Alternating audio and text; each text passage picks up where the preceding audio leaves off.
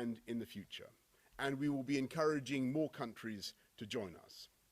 This is the moment for Ukraine's friends to create a coalition of humanitarian, economic, and defensive military support to ensure that Putin fails. And that's why today I'm announcing a further £175 million of UK aid for Ukraine, $100 million of which will be provided directly to the Ukrainian government. This brings the total UK support announced during this crisis to around £400 million. After 12 days, it's already clear that Putin has made a miscalculation. He has underestimated the Ukrainians, their heroic resistance. He's underestimated their leader. And he has underestimated the unity of the West. And we will continue as colleagues to do everything we can to strengthen that unity in the days ahead to ensure that Putin fails in this catastrophic invasion of Ukraine. Thank you very much. Thank you, Prime Minister Johnson, for hosting. It's great to be joined here by Prime Minister Rutte as well. It's been a very productive first day of my trip to Europe. We've been focused on solidarity with partners and allies. We're focused on stronger economic ties, jobs, growth, and support for the middle class, but also, obviously, for standing up for democracy against authoritarianism and standing with Ukraine every step of the way. This morning, I was able to have an audience with Her Majesty Queen Elizabeth II at Windsor Castle. We congratulated her, obviously, on the Platinum Jubilee and was able to talk a little bit about the situations we're facing and draw on her long experience for having seen much over these past decades. When I met earlier with Boris, we discussed stronger security ties, continuing to defend our shared values, continuing our work together on advancing free trade and creating more middle-class jobs, and also on climate action, where we need to build a sustainable, secure future.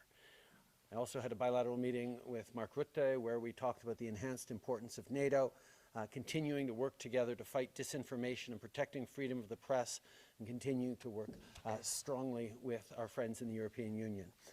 But of course, throughout, the focus is on the people of Ukraine and our solidarity with Ukraine, our pushing back against the illegal Russian invasion of Ukraine, and standing up for democracies around the world. Le Premier ministre Johnson, le Premier ministre Rutte et moi avons parlé de notre réponse commune face à la Russie. On se mobilise pour répondre à la crise humanitaire. On insiste pour que la Russie implémente un cessez-le-feu pour protéger la population civile. Et évidemment, on insiste que la Russie met fin à son invasion et quitte l'Ukraine. Canada, UK, and the Netherlands are close defense partners. We're working together to mobilize the global community to step up to support Ukraine, and we'll continue to defend democracy and the values that underpin it, and continue to make sure that Putin is held accountable. Today, Canada is announcing new sanctions on 10 individuals complicit in this unjustified invasion. This includes former and current senior government officials, oligarchs, and supporters of Russian leadership. The names of these individuals come from a list compiled by jailed opposition leader Alexei Navalny. These sanctions put increased pressure on Russia's leadership, including on Putin's inner circle. This is, of course, in addition to all the other sanctions we've announced, including our recent announcement on imposing massive tariffs on Russian and Belarusian imports. The work we're doing together is punishing Putin and his enablers where it hurts most, in particular by crippling their financial systems and sanctioning their central bank. So far, in aid for Ukraine, Canada has sent about $1 billion worth of financial assistance and humanitarian aid, but we have more to do. Demain, je serai en Lettonie pour rencontrer le Premier ministre Karins, d'autres dirigeants et le secrétaire général de l'OTAN, Jens Stoltenberg. For today, we continue to stand with Ukraine, united and strong. We are here today as close transatlantic NATO allies. Throughout history, our countries have always been closely linked. And in times of crisis, in times of war, we stand shoulder to shoulder. And so today, as war and violence once again cast a dark shadow over Europe, we are working together for peace and security on the European continent. And I'd like to thank Prime Minister Johnson. Boris, I thank you so much for bringing us together today at this timely moment. Because it has been another weekend of horrific violence in Ukraine.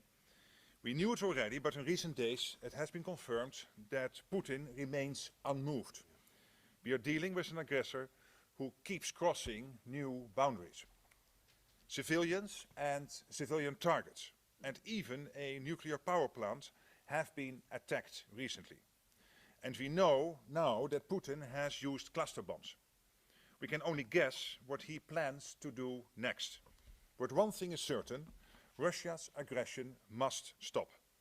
And in our meeting this morning, we again stressed the importance of unity.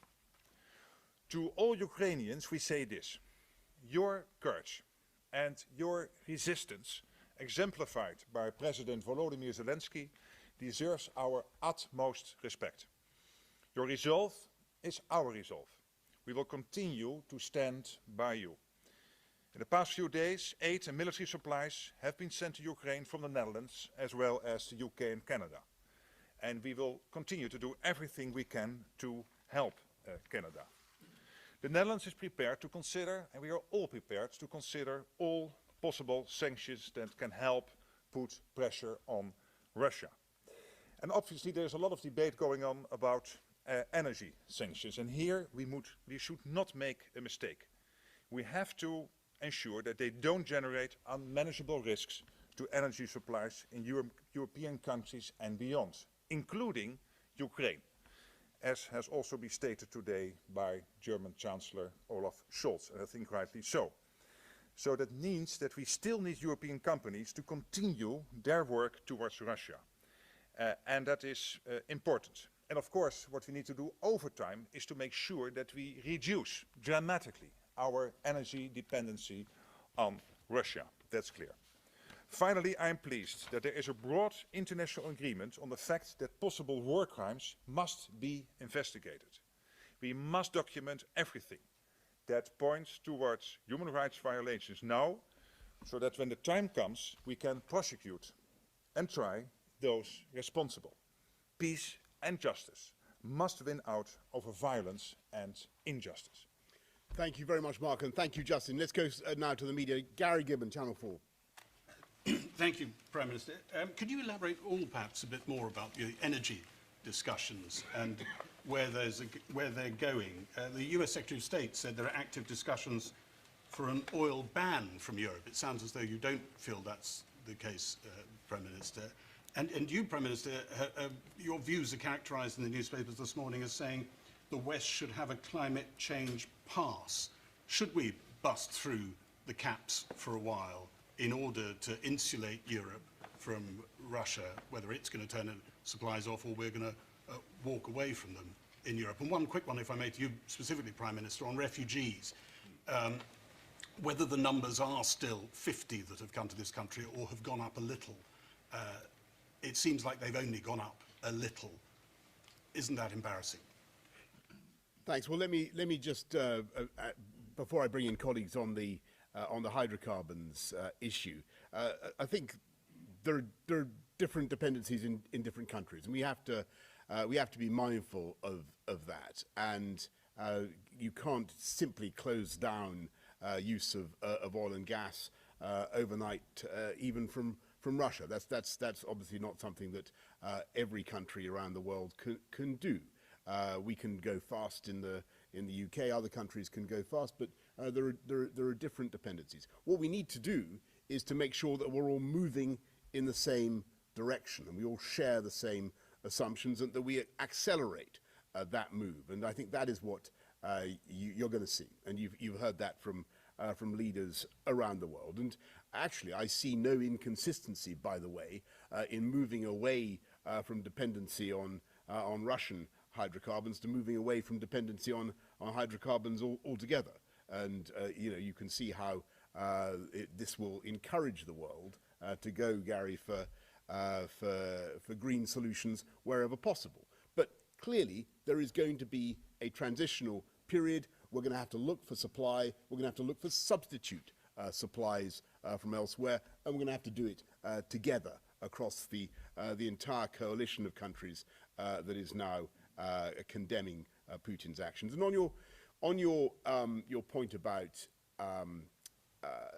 the UK's reception of refugees, we are absolutely determined to be as generous as we possibly can. And as I speak to you all, we're processing thousands, clearly, of applications. Clearly, as the situation has got worse, we are going to have to make sure that we do even more. And the routes that we have, that already the family reunion route offers the prospect of hundreds of thousands coming here. The humanitarian sponsorship route is also uncapped, and we're putting people out into all the surrounding countries, into Poland, into Bulgaria, Romania, as well as into Calais, to France, to make sure that we receive people and we help people to come. Don't forget, the UK since 2015 has been the most generous, and with great respect to Mark and all other European colleagues, we've been the most generous of all European countries in settling vulnerable people. We took a large number of Afghan refugees, as you remember, under Pitting, and we will, and 104,000 Hong Kong Chinese have applied under our scheme. We will be very, very generous, as the people of this country would expect and would want, to people fleeing the war in Ukraine. And I know that's going to be the instinct of the British people. But colleagues, on the hydrocarbons. Well, the painful reality is that we are still very much dependent on Russian gas and Russian oil. And if we now would force European companies to quit doing business with Russia, that would have enormous ramifications around Europe, including Ukraine, but also around the world. So we have to dramatically reduce our dependency on gas and oil from Russia. That will take time. A statement earlier today by Olaf Scholz, the Chancellor of Germany, I think, was in the same direction. So the painful reality is there. And that means that we have to be very clear and make no mistakes here. This is a step-by-step approach, and that means that we have to make sure that the energy supplies in this part of the world, again, including Ukraine, but also in the rest of the world, are not hindered, and that will take time. I think what is clear is that many countries have realized that continued reliance on Russia's oil and gas is a problem for the future. And what we're seeing with the solidarity and the unity, not just of countries and democracies across Europe and North America, but indeed countries around the world looking at trying to secure more reliable sources of energy, particularly green sources. What we're seeing is a shift in Europe and elsewhere to understand that Russia is no longer a reliable partner.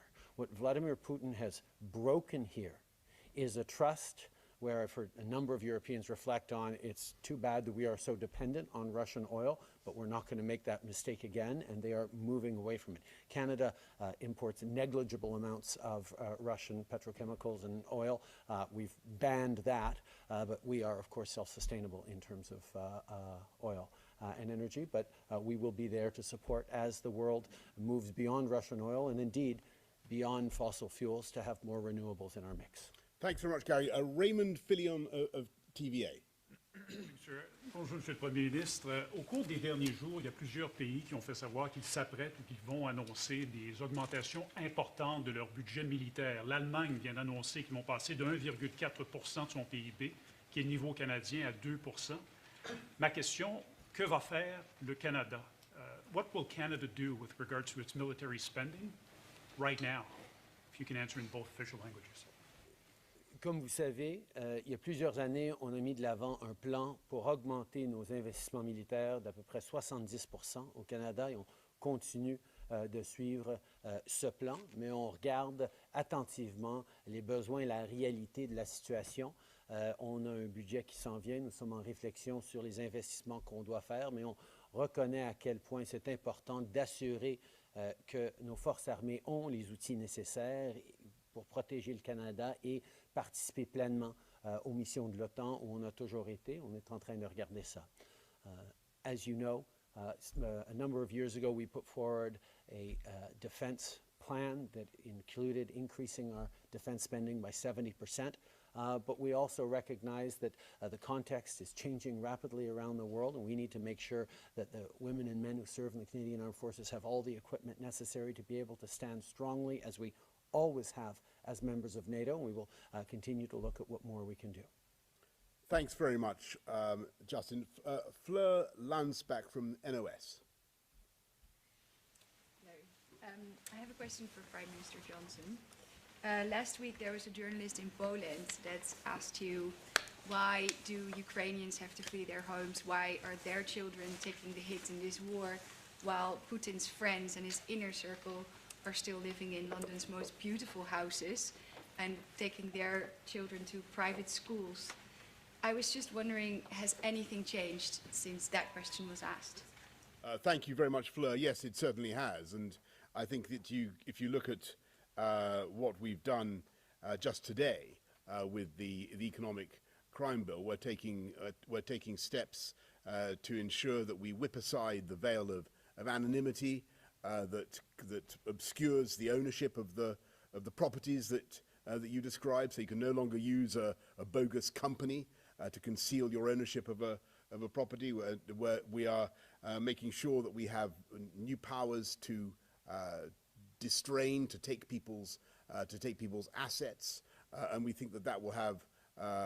We think that the whole package of measures that we're putting forward today will have broad assent in just a few days' time. So we're moving very, very fast on that. But Fleur, I hope that our viewers and all of you will recognise that is in addition to the huge work that the UK has done together with Mark and with Justin on the big package of international sanctions. And if you look at what we did on together on SWIFT, what we did on the Russian central bank, it's already had a profound effect. And I think I'm right in saying that even today the Russian stock market is not opening. And there's not a testimonial I necessarily seek, but I observe that the Russian Foreign Ministry said that the UK had not been entirely helpful in this regard towards their own economic interests. And I'm sure you'll have seen what she said. And we are going to continue to work with colleagues to ensure that we tighten the vice around President Putin's regime. Look, what's happening now is that the President of Russia is plainly doubling down. He's decided that he's going to continue with an all-out onslaught on centres of habitation in a way that we think is utterly repugnant. It's clear that we're going to have to do more, and as friends and partners, that's what we're going to do. I don't think that question was for anybody else. Let's go to Jason Groves from the Daily Mail. Thank you. You've all had some success with your sanctions. They're squeezing Russia, but they're also having an impact here. We've seen the gas price treble. We're seeing petrol prices heading towards £2 a litre. What would you say, Prime Minister, to people who desperately want to help but are worried about that? Can you give a commitment now that there is going to be more help on the way? Mr Trudeau, can I ask, is Canada ready to increase its oil and gas output to help wean Mr Rutte and others off that Russian gas? And also, you've seen the Queen today. How is she? We've not seen her for a while. Is she fighting fit? Jason, look, a really important question that I think everybody is going to be thinking. That everybody's seen what's happened to the price of oil. This matters deeply, which is why I think what Mark had to say earlier on about the need to proceed in steps is correct, and we must do everything we can to protect consumers and the public. There are going to be impacts. Let's be in no doubt there are going to be impacts, but I think that it's the right thing to do. But we've got to, and it's the right thing. It's completely the right thing to do to move away from Russian hydrocarbons, from dependence on Russian hydrocarbons. But we've got to do it step by step. So far, the success of the West has been in the unity that we've shown. I think we're all increasingly united in the view that we've got to move away now from Russian hydrocarbons. We've got to do it together. We've got to make sure that we have substitute and substitute supply, and that's what we're working on as well. And is there going to be more help on the way? We will do everything that we can to ensure that we have substitutes and substitute supply. So one of the things that we're looking at is the possibility of using more of our own hydrocarbons, and you'll have heard already what the business secretary has had to say about licenses for UK's own domestic production. That doesn't mean that we are in any way abandoning our commitment to reducing CO2. You can do that, but we've got to reflect the reality that there is a crunch on at the moment. We need to intensify our self-reliance as a transition with more hydrocarbons, but what we also need to do is go for more nuclear and much more use of renewable energy. And I'm going to be setting out an energy strategy, an energy supply strategy for the country in the days ahead, so that people have a sense of how we're going to meet people's needs over the short, medium, and long term. Marieka, sorry, Justin, sorry. It's all good. What we learned over the past couple of years is that global challenges have impacts domestically. COVID crisis was a perfect example of disrupted supply chains that led to significant inflation challenges around the world. We made a promise to Canadians that we'd have people's backs, and that's exactly what we've been focused on. The challenge right now of Russia's illegal invasion of Ukraine is having ripple effects around the world, not just in energy prices for Canadians and for people in Europe, but for people in the global south as well. Disruption of the UN food program, disruptions that are happening that we are going to have to adjust to, and we're going to have to make sure we are there for each other. And that is the focus that we have as partners, but it's why we've all been reaching out around the world to talk with fellow leaders about the challenges they're facing, the challenges their people are facing. Because what we are learning about Russia's unreliability as a trading partner needs to be remembered, but we also have to work together to provide substitutes, to provide alternatives. And of course, we need to move forward to decarbonizing our economies, but we need to do that in a way that supports people through that process, and we're going to continue doing that. In regards to Her Majesty, I have the particular privilege of having known Her Majesty for about 45 years now, and I can tell you that in my conversation with her this morning, she was as insightful and perspicacious as ever, very interested in what's going on, asked me all sorts of questions about Canada, and we had a really useful, for me anyway, conversation about global events, as we always do. Thanks very much, Justin. Okay, Marieka Walsh from the Globe and Mail. Good afternoon, thank you. A few questions for all three of you. You're talking about this humanitarian coalition. What exactly is that? What good will it do for the people of Ukraine concretely? And regarding sanctions, Prime Minister Trudeau is announcing more today, but we haven't seen it actually change the behavior of Russia in Ukraine. So is enough being done on that? And Prime Minister Johnson, particularly for you, you spend more than the 2% target in NATO. Canada spends well less. Is that acceptable to you? So, do you want to have a go at that first? Go okay, well, thank you, Marieka. Marieka, thank you very much. Look, yes, it's true. We spend about 2.4% now.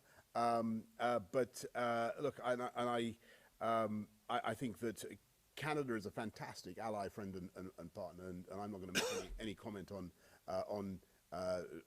Canada's approach, except to say this: that I do think that the world is clearly changing, and I think that what we can't do post the invasion of Ukraine is assume that we can go back to a kind of status quo ante, a kind of new normalization in the way that we did after the invasion of Crimea in 2014, or the seizure of Crimea and the Donbass area. We've got to recognize that things have changed and that we need a new focus on our collective security. And I think that is kind of increasingly understood by everybody. And on your first point about what the humanitarian coalition, look, I mean, the whole world is now coming together to try to help avert a total catastrophe in Ukraine. It's already very, very grim indeed. We're doing everything in our power to prevent it from getting worse. And one of the most important things is to look after people fleeing the war zone, and all of us in our different ways are doing a lot. And you'll have heard the sums that we've announced today to help the immediate vicinity and what we're doing to take people. I know that both the gentlemen who are here with me, their countries have a fantastic record of humanitarian help.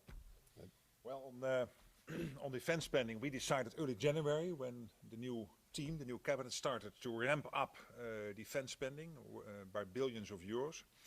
And that will bring us close to the 2%.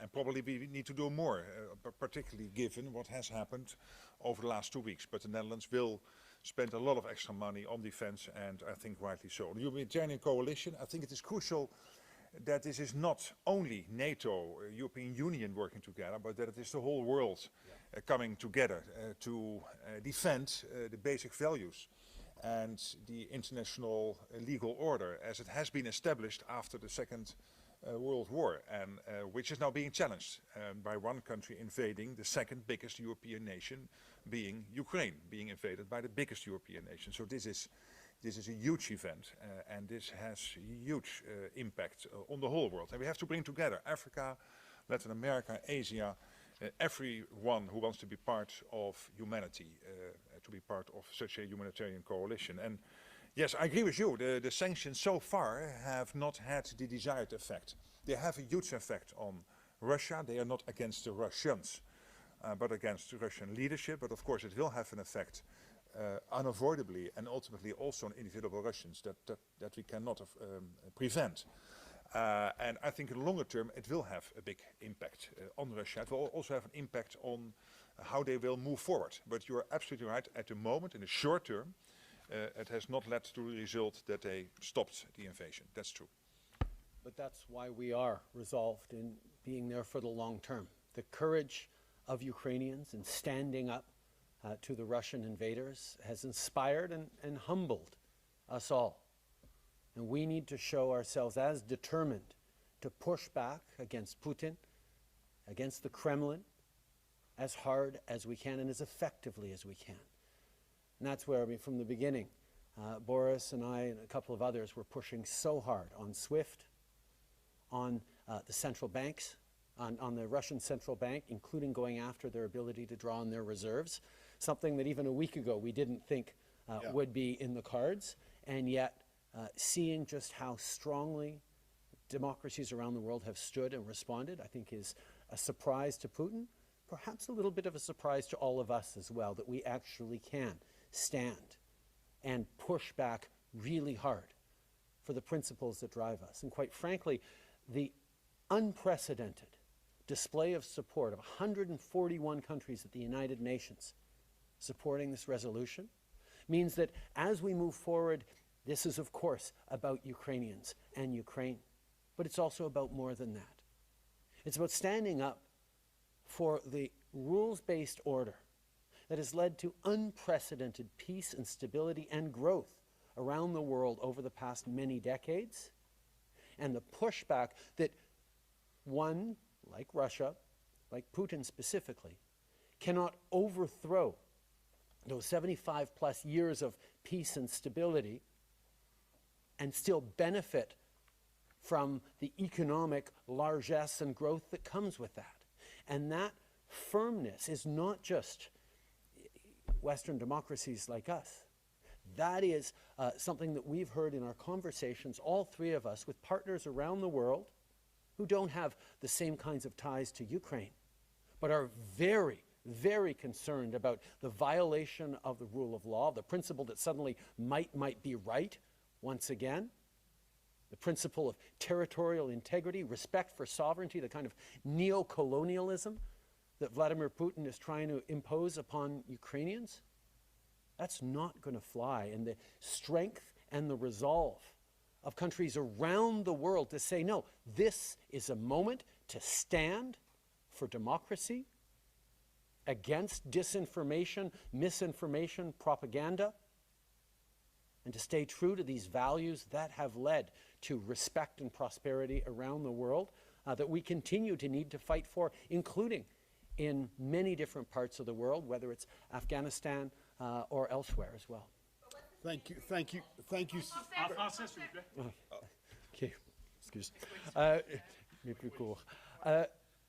Nous savons qu'on a vu une démonstration extrêmement forte aux Nations Unies de 141 pays qui se sont ralliés. Ce n'est pas tous des pays qui ont des liens étroits avec l'Ukraine, comme le Canada ou beaucoup de pays européens. C'est des pays qui ont indiqué que le respect des principes de l'ordre international, des partenariats et de la stabilité qu'on a bâtie au courant des dernières décennies est importante.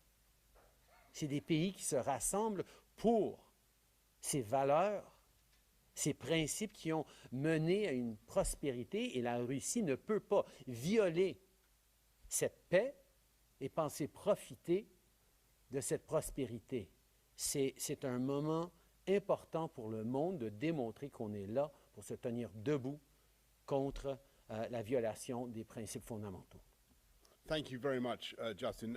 Last question is to Joost Dobber of Financieel Dagblad. Thank you.